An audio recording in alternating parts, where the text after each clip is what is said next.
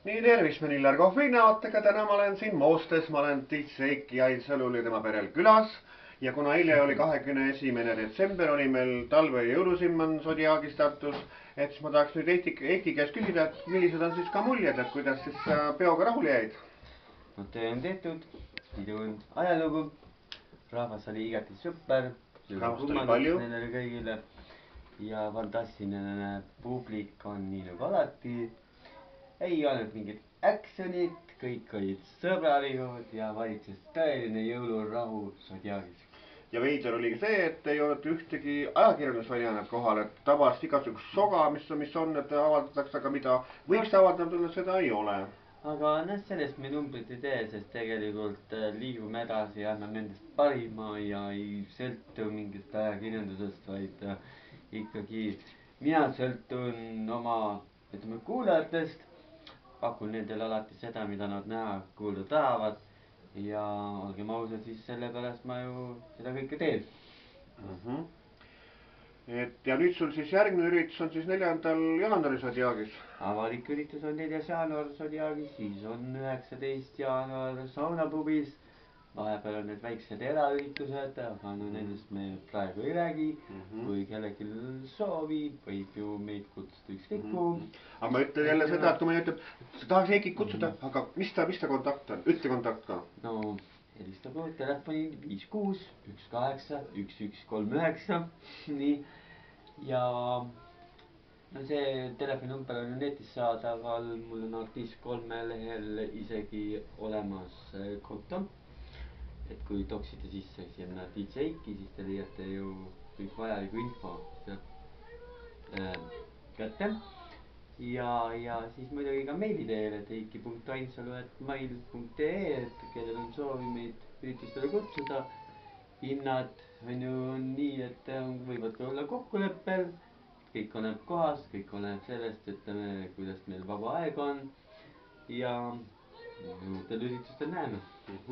Ja samas me teame ju seda, ju kõik teavad, et Eiki on väga palju laule, pidevalt uusi laule kirjutab, aga räägi, kuidas see inspiratsioon tuleb või kuidas see laul sünnib, et oskad seda ka öelda, kas tuleb mingisugune lauluviisaga kuskilt helisema või mismoodi? No tegelikult aasta 2018 oli minu jaoks oli hullumeelne muusika-aasta. Sest sai ju ansambel Vilisvoissiga üks tantselugu valmis kirjutatud, tehtud merele, et millest on rahva lemmik laul välja kujunenud.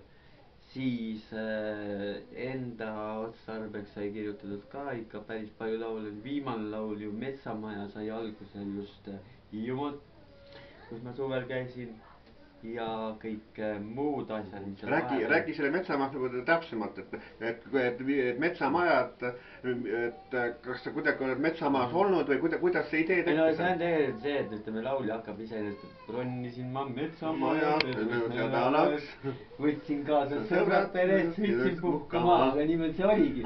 Et 10 läksime Hiiumaale ja siis lennukiga läksime, bussiga tulime, nädal aega peaaegu olime seal, elasime koha peal.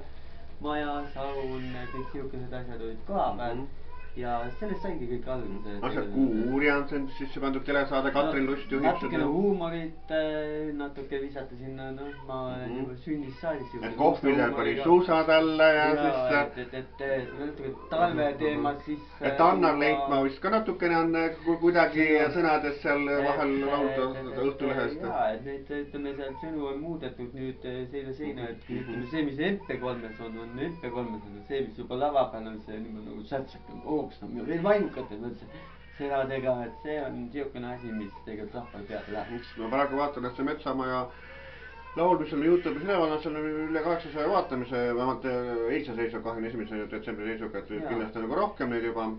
Aga kas sul on praegust juba uued lauluideed või uued laulud valmis? 3 laulu, mis on praegu, ütleme, viimistlemisel mul. Et mida ma praegu veel ei avalda, tõenäoliselt võib juhtuda see juba seal, ütleme, jaanuaris, kui jälle mingi laul valmis saab. Et noh, et mis Tallinnasse tuleb jälle sõita või vaatame, mis tulevik toob. Aga kindlasti siin, ütleme, isegi rahvas ootab neid vanu häid laule, mida mul ei ole veel MP3-ks tehtud ja mis siis plaanis on MP3-ks teha, et seal on ka neid laule, mis on tegemata laulud veel. ja kui ta täna 22. detsember ja nüüd siis paari päeva pärast on juba jõulud käes, et mida sa rahvale sooviksid jõuludeks ja ütleme aastavahetuseks ja uueks aastaks, et millised su soovid on? Rahulikku jõuluaega kõigile ja kindlasti soovide täitumist, olge tublid, pidage vastu ja kindlasti ärge veelitsege üksteisega. Ja kutsuge esinema, sellepärast et te kahetse saate heast muusikast osa.